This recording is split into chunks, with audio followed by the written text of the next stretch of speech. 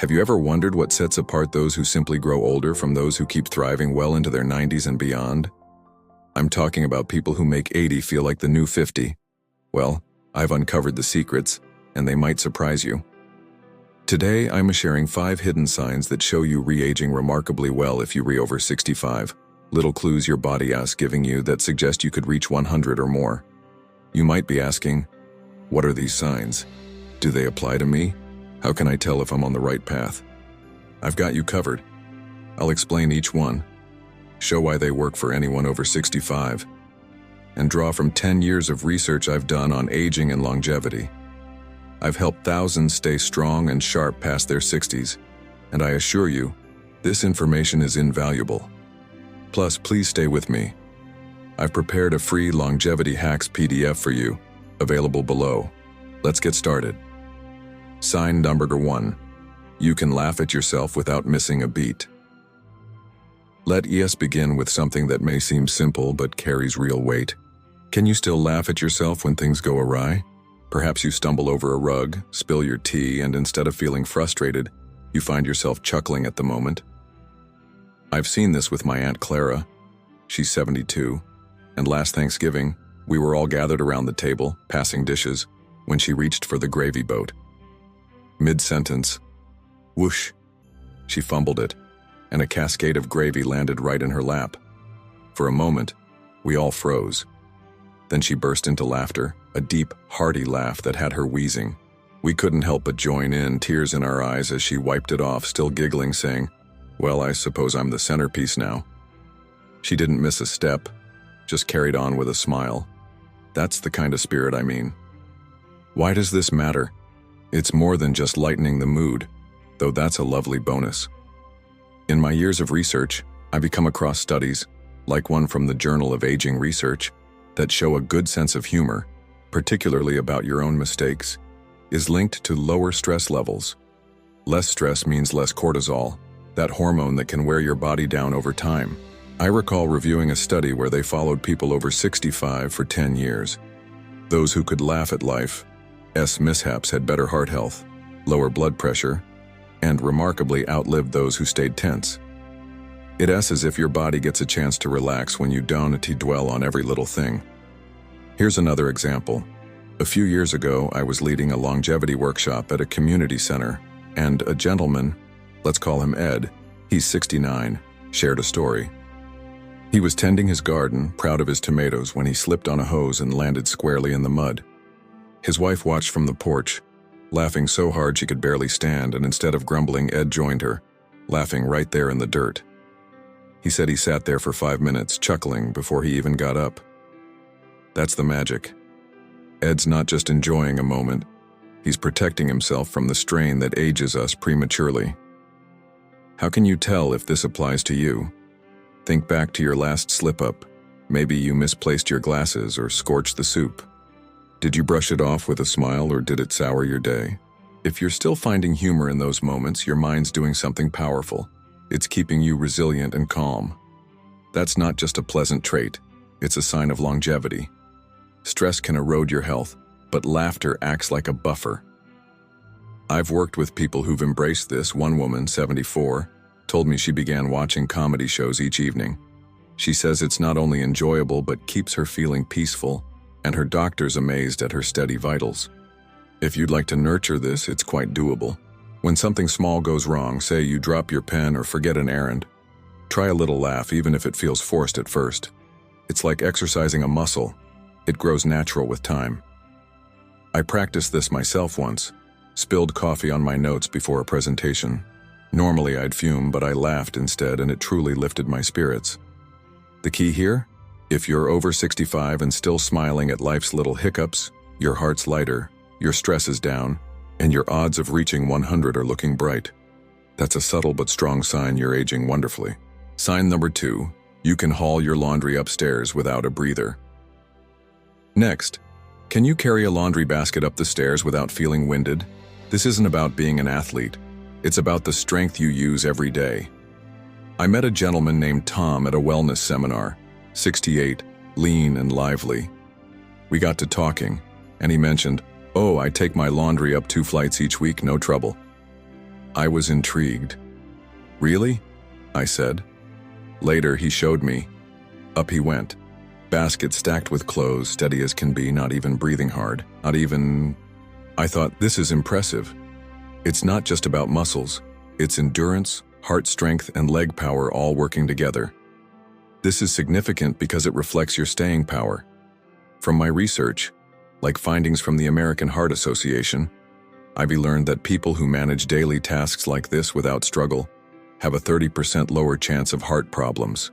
Your heart's pumping efficiently, your lungs are keeping pace, and your muscles are holding firm, things that often fade with age. In my work, I've noticed those who keep moving this way stay independent much longer. Tom's not exceptional in some grand way. He's simply kept at it. Let me share another story. My friend's father, Ray, is 71 and lives in a split-level home. Every Sunday, he's carrying a heavy hamper up from the basement. I was visiting once, and he said, "Watch this." He grabbed that basket, overflowing with towels, and climbed those stairs, talking about the latest game the whole way. I followed, marveling, thinking, this man's got it. He reached the top, set it down, and grinned. Keeps me going. He's spot on. Studies show this kind of routine stamina reduces inflammation, improves circulation, and strengthens your heart.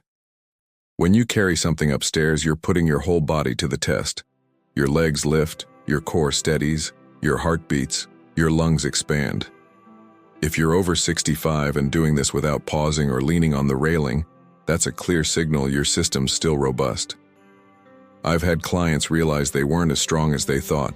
One man, 67, told me he started gasping halfway up with just a few shirts. It was a wake-up call. He began practicing with small loads, and now he's back to full baskets, proud as can be. Want to see where you stand? Take a basket, fill it up, not just a token few items, and head up your stairs. Can you do it without stopping? No hands clutching the rail, no mid-step breather? If so, you're doing wonderfully. If it's a challenge, don't worry. It's something you can regain. Start with a light load, a few socks maybe, then build up. I worked with a woman, 69, who couldn't manage much at first. After a few months of stair walks, she's carrying full loads, beaming with confidence. It's about consistency, not speed. The real insight? If you're still tackling stairs with a load, your body's telling you, I've got plenty of years ahead. That's a powerful sign of longevity. Sign number 3, you can spot the smell of rain before it hits. Now here's one that might catch you off guard. Can you still smell rain before it arrives? My neighbor, Mrs. Patel, is 77 and has this gift. We were on her porch one afternoon enjoying tea when she said, "Rain's about 10 minutes away." I looked up, blue sky, not a cloud in sight. I thought, is she serious? But sure enough, 10 minutes later, raindrops began to fall. She gave me a knowing smile, and I was astonished. That's more than a clever knack. It's a sign your senses are still keen. As we age, smell and taste can weaken, but if you're picking up rain or fresh pie or cut grass, your brain's holding strong. Why is this a longevity marker? Your sense of smell is tied to your mind's health. I've studied reports like one from the National Institute on Aging that connect a keen nose to slower cognitive decline. Your sense of smell is like a quiet guard, linked to your brain's memory and mood centers. If it's still sharp, your mental clarity's likely in fine form. Mrs. Patel isn't just predicting weather. She's showing her brain's still vibrant, and that's a big deal for living long. My Uncle Joe's another case. He's 75 and lives out in the countryside. We were fishing one hot day, sun beating down, and he said, "Better pack up, rain's coming." I scoffed, kept my line in. 2 hours later, we're soaked, and he's laughing. I tried to warn you. He's always had that knack. Smells a storm, a barbecue miles off, spring flowers blooming. His doctor says his brain scans look decades younger, and I believe it's connected. A sharp nose isn't just handy, it's a shield for your mind. The science here is fascinating. When smell fades, it can hint at early issues like memory loss or neurological trouble. But if you're over 65 and still catching scents like a detective, your brain's pathways are thriving. I've seen this with clients. One woman, 70, told me she could tell her roses needed water by their faint scent. She's razor sharp, leads her book club, remembers every detail. It's not luck. Her senses are protecting her. How can you check this? Step outside, close your eyes, and breathe deep. Can you catch the breeze, the neighbor's grill, maybe rain on the horizon? If you're spot on, that's excellent. If it's vague, don't be concerned. It's hard to train smell directly, but you can perk it up. Try smelling spices in your pantry. Take walks in fresh air, really notice. I did this myself. Couldn't tell tea from coffee some mornings, but after weeks of focusing, it's clearer. The key takeaway: if you're still sensing rain like Mrs. Patel, your mind's in top gear, and that's a quiet sign you're set for 100. Sign number 4. You can dance or shuffle to your favorite tune. Let's move to number 4. Can you still sway or step to a song you love, even if it's just a little shuffle? My father's 70, and whenever Sweet Caroline plays, he's up, moving around the kitchen like he's at a celebration. It's not polished. Sometimes it's a clumsy sway with a spatula in hand, but it's joyful. Last month we're making dinner. That tune comes on and he's off, shuffling side to side, smiling wide. My mother laughs. I grab my phone to record. It's a treasure. If you can still do that, friends, you're on a great path. This matters because it's about more than dance. It's coordination, balance, and happiness. Research I've explored, like from the Journal of Gerontology, shows moving to music strengthens your brain's flexibility. It's like a gentle exercise for your mind and body, reducing fall risk by 20%. My father's not elegant, but he's steady, hasn't stumbled in ages. Falls are a major hurdle past 65. But if you're moving to a beat, you're sidestepping that danger.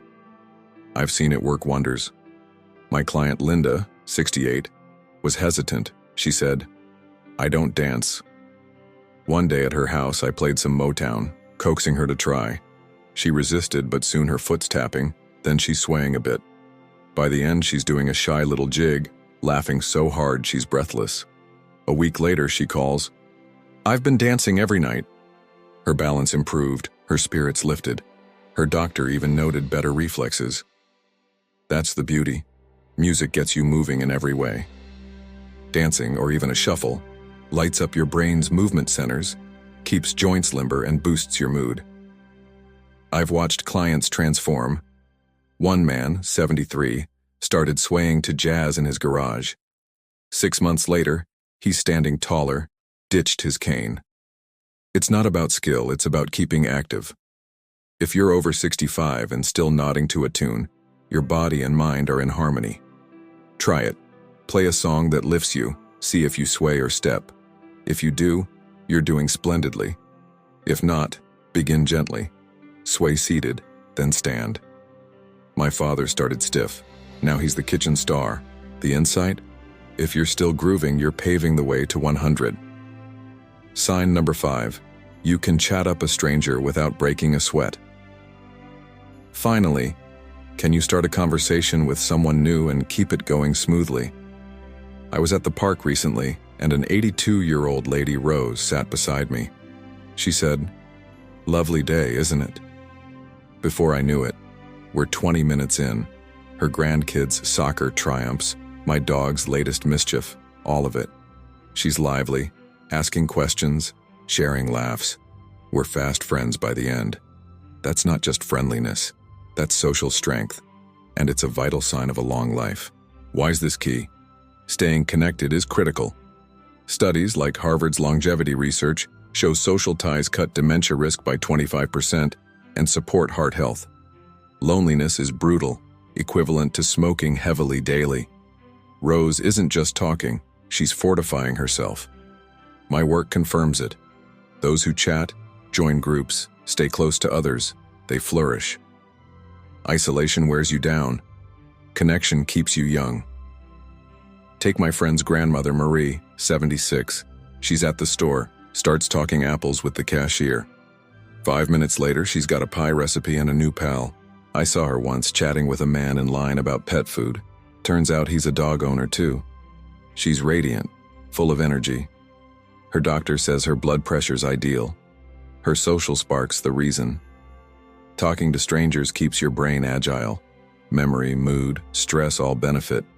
I've had clients who were withdrawn. One man, 70, barely went out. He started greeting neighbors.